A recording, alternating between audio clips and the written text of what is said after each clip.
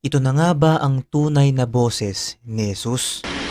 which will be given up for you. Mga kaibigan, noong September 11, 1999, 2 taon bago mangyari ang malagim na trahedya ng Twin Towers, ay may naganap na isang Eucharistic celebration sa New York na dinaluhan ng libo-libong katao.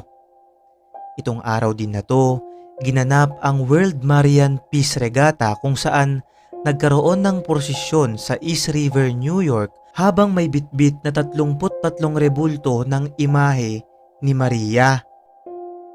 Sa pagdiriwang na to ay may mga dumaloring mga Pilipino na talagang may malakas at matibay na pananampalataya. Fast forward tayo dun sa misa mga kaibigan na pinangunahan ni Father Gerard Maginty kasama ng iba pang mga pari.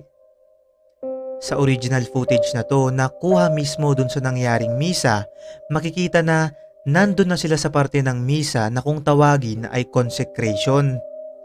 Para sa mga hindi nakakaalam, ang consecration ay yung pagkakataon kung saan babasbasan na nung pari yung hostya at alak na sumisimbolo sa katawan at dugo ni Hesukristo.